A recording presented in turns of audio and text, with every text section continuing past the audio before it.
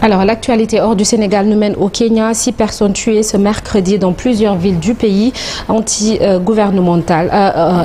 Dans plusieurs villes du pays, c'est la Chartidiane. Voilà, lors des manifestations anti-gouvernementales contre de nouvelles taxes, un groupe de manifestants avait bloqué la route à Mulongo, près de la capitale Nairobi, ce qui a occasionné 3 morts sur place.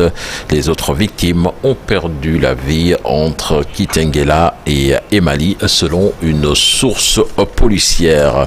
Plus de 3 millions de déplacés et réfugiés par la guerre au Soudan, une situation que déplore l'Organisation internationale pour les migrations.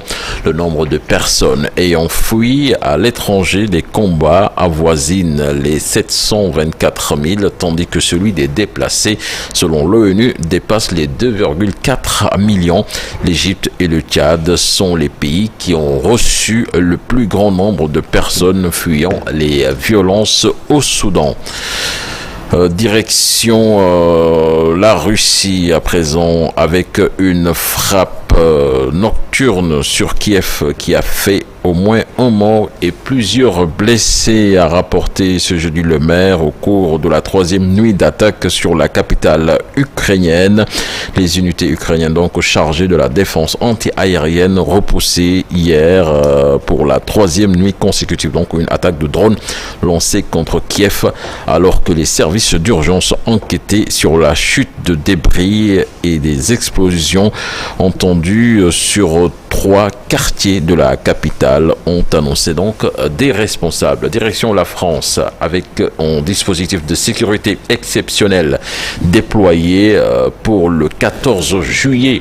C'est une annonce du ministre de l'Intérieur Gérard Darmanin qui annonce 45 000 membres des forces de l'ordre pour la fête nationale.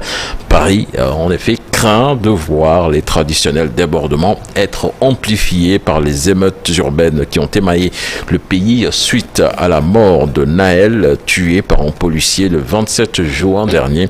Emmanuel Macron, en Lituanie, où il assiste actuellement au sommet de l'OTAN, a soutenu que les forces de l'ordre interviendront avec détermination s'il y a débordement pour que les Français puissent vivre dans le calme. Et puis pour terminer, au Brésil, Jair Bolsonaro qui nie toute conspiration contre Lula lors de son audition par la police. L'ancien président brésilien donc a réaffirmé qu'il n'y avait pas de projet d'empêcher son successeur d'accéder au pouvoir. C'est la 4e fois donc n'attaque Bolsonaro est auditionné par la police en moins de 3 mois depuis qu'il a perdu les élections au Brésil. Et on retrouve toute cette actualité en Wolof dans une trentaine de minutes. Cher Tidiane Diao, merci. Et dans la seconde partie de l'émission, à partir de 8h, aujourd'hui, nous serons avec notre confrère Babacar Ndaoufay. On va parler sport, situation de Sadio Mané, cas des néo-saoudiens dans la tanière.